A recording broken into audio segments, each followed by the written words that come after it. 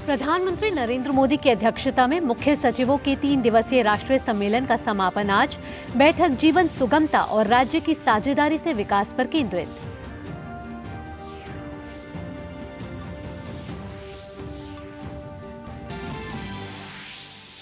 केंद्र, असम सरकार और उल्फा के बीच पूर्वोत्तर क्षेत्र में स्थायी शांति के लिए त्रिपक्षीय समझौते पर आज होंगे हस्ताक्षर। गृह मंत्री अमित शाह रहेंगे मौजूद।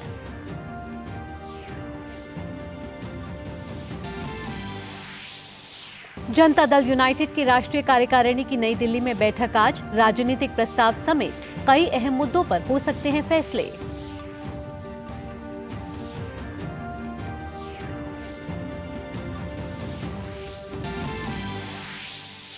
उत्तर भारत में शीतलहर का प्रकोप जारी। मौसम विभाग ने अगले 3 दिन तक सुबह और रात के दौरान घने कोहरे की जारी की चेतावनी।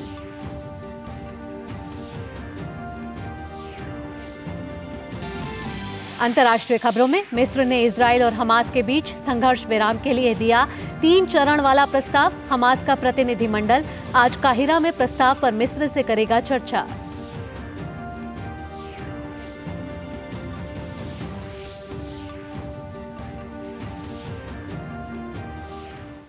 नमस्कार, डीडी न्यूज पर आप सभी का स्वागत है। मैं हूं आपके साथ भावना नैयर। सुर्खियों के बाद अब खबरें विस्तार से। नई दिल्ली में प्रधानमंत्री नरेंद्र मोदी की अध्यक्षता में मुख्य सचिवों के राष्ट्रीय सम्मेलन का आज समापन होगा। इस साल सम्मेलन का मुख्य फोकस ईज ऑफ लिविंग पर है।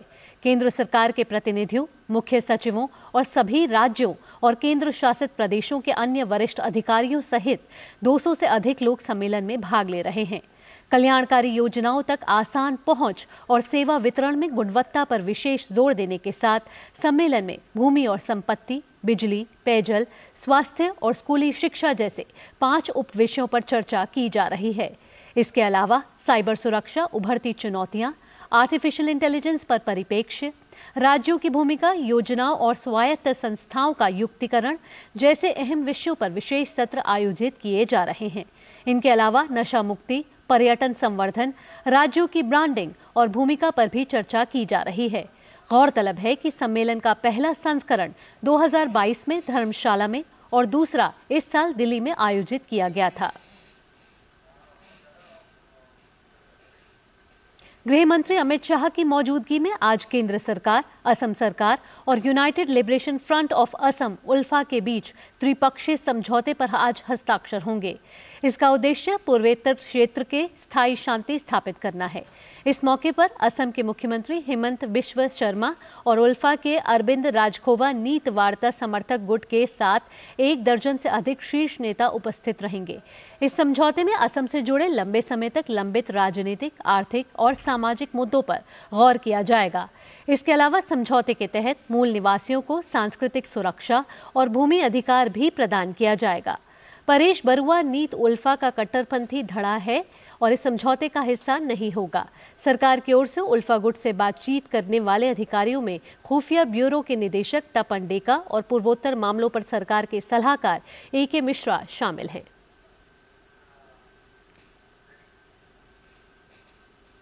जनता दल यूनाइटेड की राष्ट्रीय कार्यकारिणी और राष्ट्रीय परिषद की अलग अलग बैठकें आज नई दिल्ली में पार्टी मुख्यालय में होंगी। इस बैठक पर सबकी नजर है। बैठक के दौरान राजनीतिक प्रस्ताव और अन्य कई अहम मुद्दों पर चर्चा होगी। साथ ही दोनों बैठकों में 2024 के लोकसभा चुनाव और 2025 के बिहार में होने वाले विधानसभा चुनाव की रणनीति पर भी चर्चा होगी।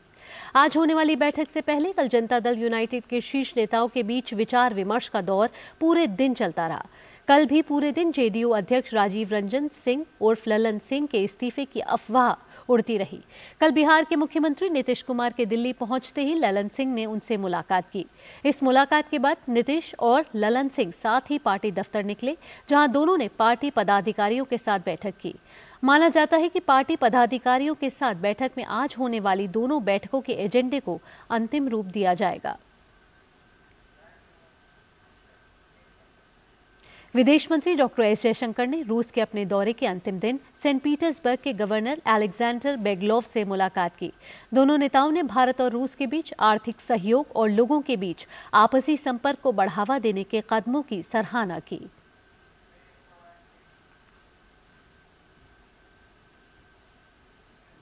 इससे पहले विदेश मंत्री डॉक्टर एस जयशंकर ने सेंट पीटर्सबर्ग स्टेट यूनिवर्सिटी में इंडोलॉजिस्ट के एक समूह से संवाद किया। इस दौरान दोनों देशों के बीच सहयोग बढ़ाने के तरीकों पर चर्चा की गई। विदेश मंत्री ने आपसी सहयोग बढ़ाने में इंडोलॉजिस्ट द्वारा सुझाए गए पहलों और विचारों पर सराहना की।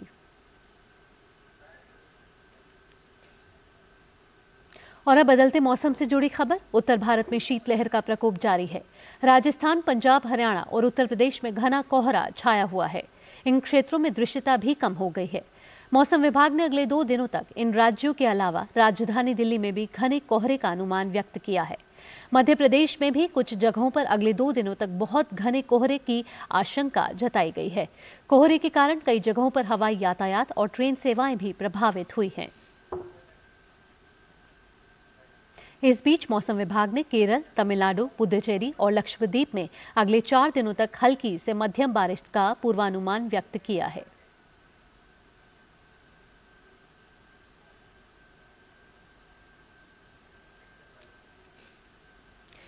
बढ़ते अगली खबर की ओर। केरल में मुख्यमंत्री पिनराई विजयन के मंत्रिमंडल में 2 नए मंत्री आज शपथ लेंगे। केरल कांग्रेस बीकेके बी गणेश कुमार और कांग्रेस एसके रामचंद्रन कडनपल्ली आज नए मंत्री के रूप में शपथ लेंगे।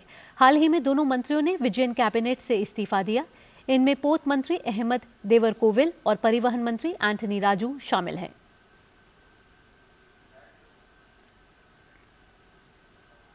और अब खबरें विकसित भारत संकल्प यात्रा से जुड़ी हुई।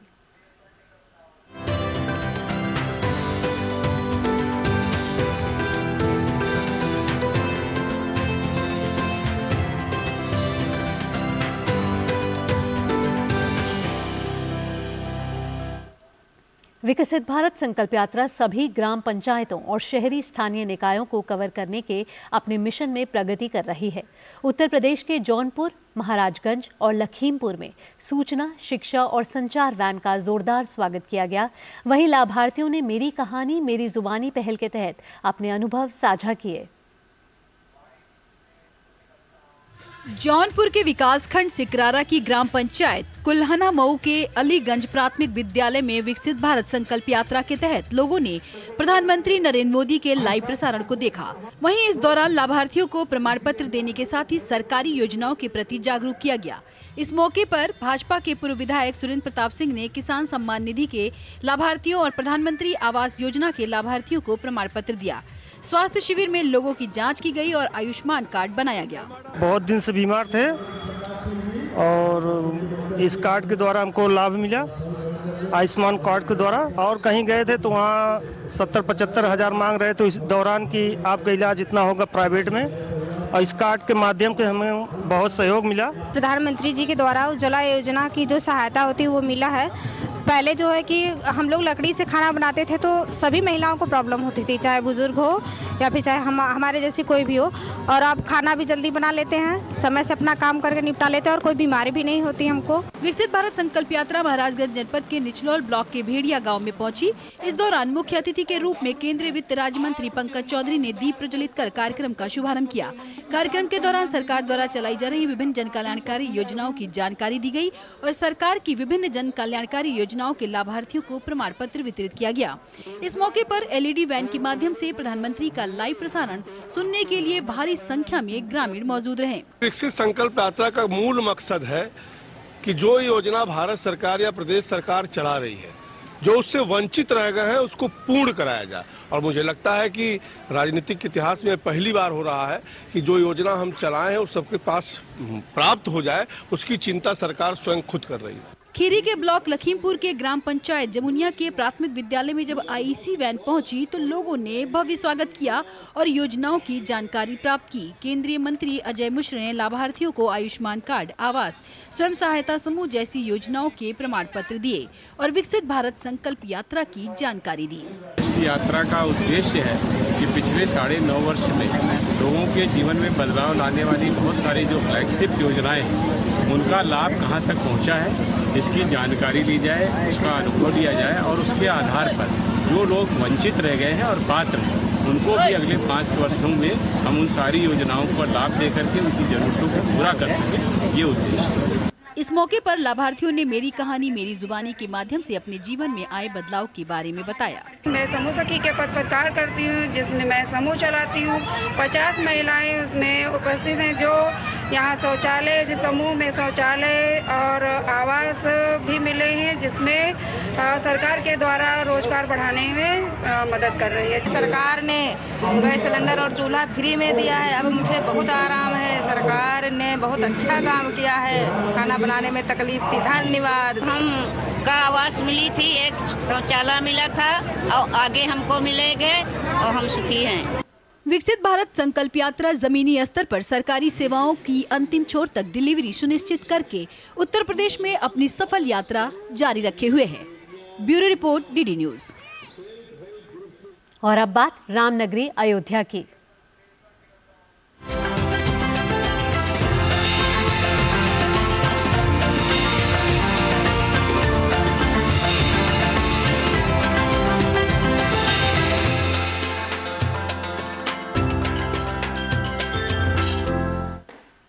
बाईस जनवरी को राम मंदिर के गर्भगृह में प्राण प्रतिष्ठा से पहले 30 दिसंबर को प्रधानमंत्री नरेंद्र मोदी अयोध्या धाम रेलवे स्टेशन का उद्घाटन करेंगे। स्टेशन की नई इमारत में यात्रियों के लिए विश्व स्तरीय सुविधाओं के साथ इसकी बनावट और झलक श्रद्धालुओं को त्रेता युग की राम नगरी में पहुंचा देगी।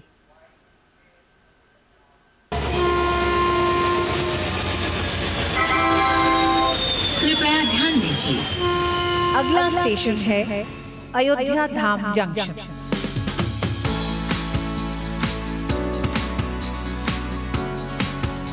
रोशनी से नहाया, विश्व स्तरीय अत्याधुनिक सुविधाओं से लैस ये है प्रभु राम की नगरी अयोध्या का रेलवे स्टेशन, जिसे अब अयोध्या धाम के नाम से जाना जाएगा।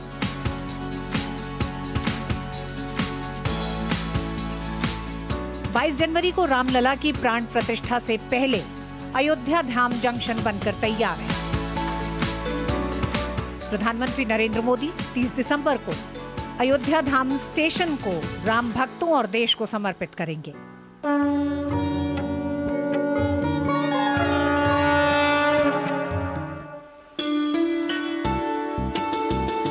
वर्षों से विकास की राह ताकती अयोध्या में मर्यादा पुरुषोत्तम श्री राम इंटरनेशनल एयरपोर्ट के साथ ही अब अयोध्या धाम रेलवे स्टेशन को ऐसे सुव्यवस्थित तरीके से विकसित किया गया है कि यहाँ की सुविधाओं के आगे बड़े एयरपोर्ट भी फीके पड़ जाएं।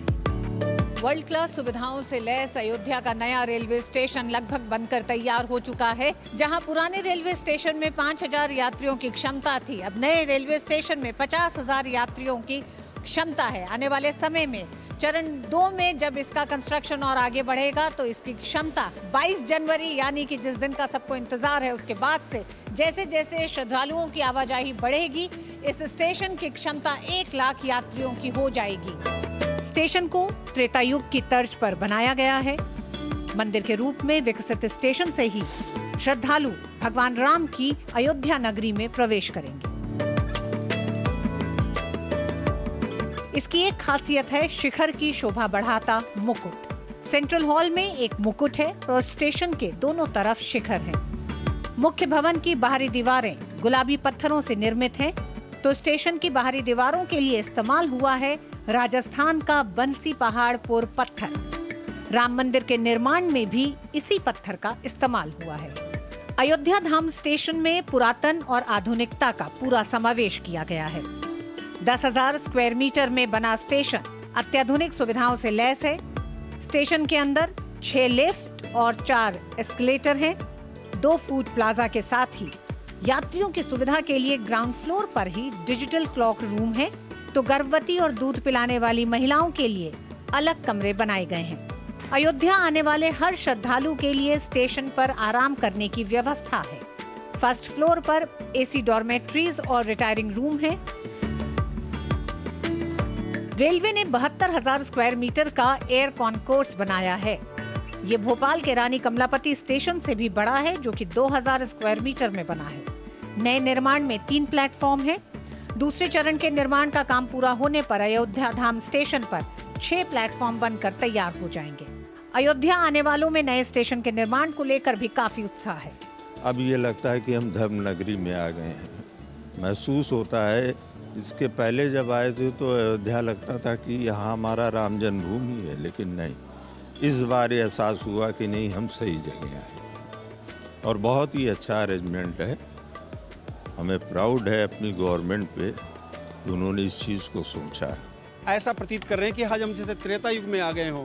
हर चीज़ यहाँ पर बदली हुई नज़र आ रही है, हर चीज़ यहाँ पर हमारे को पहले से सुव्यवस्थित और सुंदर नज़र आ रही है। स्टेशन से राम मंदिर की दूरी करीब 1 किलोमीटर है। 1 जनवरी को श्रद्धालुओं के लिए अयोध्या धाम स्टेशन को खोल दिया जाएगा।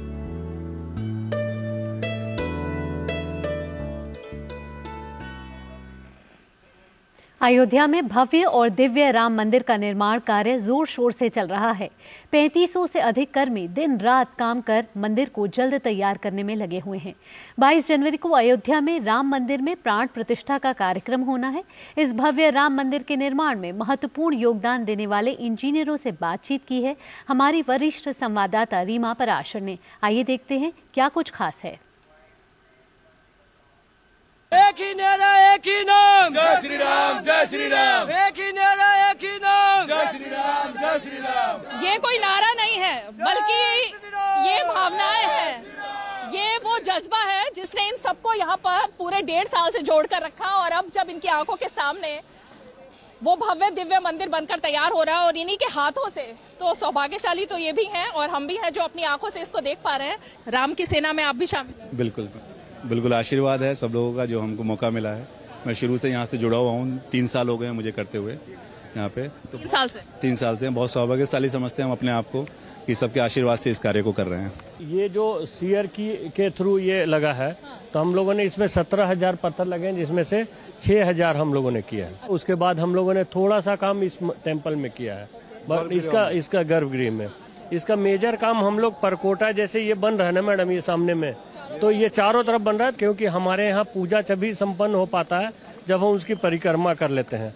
दिव्य भव्य अद्भुत और कल्पना से पूरी तरह से परे ये मंदिर, जिसके बारे में 70 सालों से संघर्ष चलता रहा और उसके बाद मिसाल कायम करने के लिए यहाँ पर जिन लोगों ने पूरी मेहनत की और अभी भी मेहनत से दिन रात जुटे हुए हैं, वो हाथ और वो चेहरे भी हम आपको जरा दिखाते हैं। थोड़ा सा मुझे जरा इसकी खूबियां बताइए। देखिए, खूबियां तो आपको मीन्स ये मंदिर जो है आपका टोटली इससे बना हुआ है, स्टोन से बना हुआ है, पिंक स्टोन, जो राजस्थान के अपना एक गांव है बंसी पहाड़पुर गांव, उस स्टोन से बना हुआ है। उसमें कोई इसी भी प्रकार का लोहा या कंक्रीट का यूज नहीं हुआ है और ये आपका 1000 ईयर्स तक इसका लाइफ है, मतलब ऐसे कैलकुलेशन करके बनाया गया है। उससे पहले कोई रिपेयरिंग वगैरह कुछ जरूरत नहीं पड़ेगी, बस मेंटेनेंस जो भी होगा रहेगा। आप सब इंजीनियरिंग डिपार्टमेंट से? इंजीनियरिंग डिपार्टमेंट से हम पूरी प्लानिंग और अपने एक साउथ एरिया का परकोटा है जिसको हम लोग देखते हैं और अभी साउथ ईस्ट में काम कर रहे हैं, क्योंकि हमारा उस पर सबसे ज्यादा फोकस है हमारे LNT की तरफ से। इस वजह से हम लोग का साउथ ईस्ट का जो फोकस है उस पर ध्यान ही सबसे ज्यादा दिया गया है। और इसके द्वारा हम लोग नीचे फाउंडेशन में भी काम कर रहे थे। ग्रेनाइट भी एक 16,000 जो स्टोन लगाने थे, वो सबसे बड़ा एक बार हम लोग ने उसको काफिल किया है और कोई दिक्कत नहीं है इसमें। हम लोगों का बहुत सौभाग्य प्राप्त हुआ कि यहाँ राम जी की सेवा करने का अवसर मिला।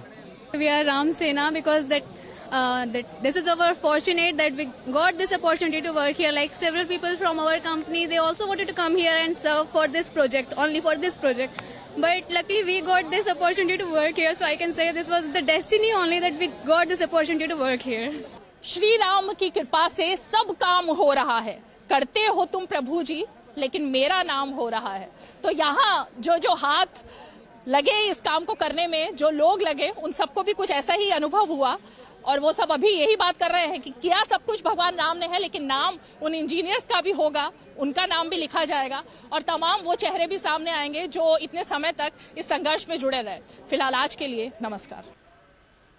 और अब बात करते हैं काशी तमिल संगमम की।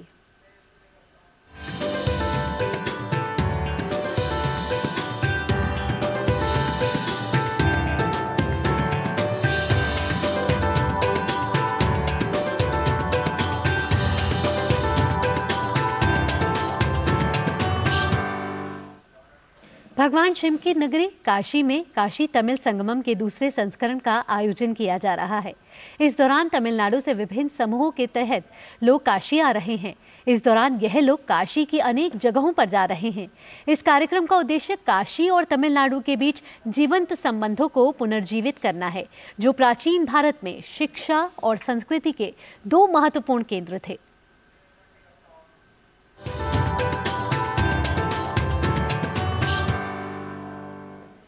उत्तर और दक्षिण के मिलन को साकार करता है काशी तमिल संगमम। लोगों को आपस में जोड़ने वाले इस कार्यक्रम का व्यापक उद्देश्य काशी और तमिलनाडु के बीच जीवंत संबंधों को पुनर्जीवित करना है, जो प्राचीन भारत में शिक्षा और संस्कृति के दो महत्वपूर्ण केंद्र थे। इसका लक्ष्य साझी विरासत की समझ का निर्माण करते हुए तथा इन दोनों क्षेत्रों के लोगों के बीच आपसी संबंधों को मजबूत करते हुए ज्ञान और संस्कृति की इन दो परंपराओं को एक साथ लाना है। इसी कड़ी में आज तमिल लेखक समूह के प्रतिनिधियों ने काशी के सबसे पुराने शिव मंदिरों में से एक ऐतिहासिक काल भैरव मंदिर का दौरा किया। इस दौरान दल के सदस्यों ने बाबा काल भैरव का दर्शन पूजन किया। गौरतलब है कि भगवान काल भैरव को शहर का रक्षक भी माना जाता है। इसके अलावा तमिलनाडु के इस छठे समूह ने विश्व प्रसिद्ध श्री काशी विश्वनाथ मंदिर और सारनाथ का दौरा किया। इस दौरान इन लोगों के चेहरों पर रोमांच और खुशी दोनों देखी जा सकती थी। वाराणसी में काशी तमिल संगमम के तहत कार्यक्रम में तमिलनाडु के विभिन्न उत्पादों के स्टॉल भी लगाए गए हैं। तमिलनाडु के व्यापारियों द्वारा लगाए गए ये स्टॉल काशी के लोगों के लिए बड़ा आकर्षण का केंद्र है। खास बात यह है कि इन स्टॉल्स पर कौशल विकास के साथ साथ प्रधानमंत्री के विजन मिलेट्स के उत्पादों को भी रखा गया है, जिनमें मिलेट्स से निर्मित बिस्किट, नमकीन, कुकीज, पास्ता, नूडल्स के अलावा रस्क तथा ढेरों बेकरी आइटम्स को यहाँ बेचा जा रहा है। We are manufacturing various kind of millet-based food products. We are not using any artificial color, artificial flavor. In addition, we are not using any refined flour like maida, refined sugar like white sugar. So this is the major objective. We are producing the more than 125 variant of millet-based products. इस बीच national book trust द्वारा वाराणसी के नमो घाट पर stall लगाया गया है, जहां नई शिक्षा नीति के तहत अनेकों पुस्तकों को रखा गया है। इसके अलावा यहां देश के कई महापुरुषों पर आधारित पुस्तकों को भी प्रदर्शित किया गया है। न्यू एजुकेशन पॉलिसी के ऊपर किताब छापा हुआ है 2020 का, उसका बाइलिंगुअल है। सुब्रमण्य भारती का एक किताब है, इनकला हुआ है, और डीके पट्टम्माल, ये भी तमिलनाडु का है। श्रीनिवास रामानुजन, ये भी तमिल का है। Tirukkural, couplets by Tirukkural, saint Thiruvalluvar.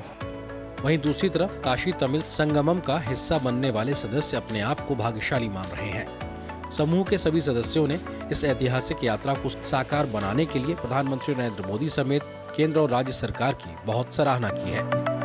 हम रामेश्वर है, तो काशी का अभी फर्स्ट बार आया, दर्शन करने के लिए आया। अच्छे से गवर्नमेंट मोदी जी अच्छा सर करते हैं। We are just giving a thanks for Modi ji and also UP Yogi ji. Thanks for giving this opportunity for us to participate and getting a bless from Kashi Vishwanath and all this apart from the temple. Thanks for everyone. Thank you. इसके अलावा तमिलनाडु और काशी की संस्कृति से जुड़े सांस्कृतिक कार्यक्रम भी काशी के नमो घाट पर आयोजित किए जा रहे हैं। इनका लोग भरपूर आनंद उठा रहे हैं। गौरतलब है कि काशी तमिल संगमम के आयोजन का उद्देश्य दो संस्कृतियों के बीच प्राचीन बौद्धिक, सांस्कृतिक, आध्यात्मिक और कारीगरी संबंधों को फिर से स्थापित करना है। काशी से डॉक्टर हरिकेश बहादुर गौतम के साथ bureau report, DD news.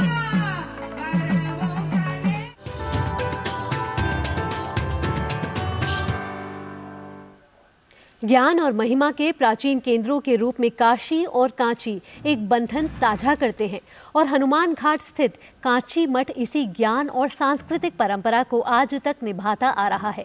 Kashi Tamil Sangamam के तहत तमिलनाडु से आए विभिन्न समूहों के तहत लोग इस मठ का दौरा कर रहे हैं और यहाँ की ऐतिहासिकता से आत्मसार हो रहे हैं। दूरदर्शन न्यूज ने इस पर मठ के प्रभारी वीएस सुब्रमण्यम मणि से बात की है और लोगों के बीच इस मठ की लोकप्रियता के राज को जाना। आप इस रिपोर्ट को देखिए। फिलहाल के लिए हमें और हमारी पूरी टीम को दीजिए इजाजत। अगला कार्यक्रम आप देखेंगे नया सवेरा मेरे और आंचल के साथ। नमस्कार।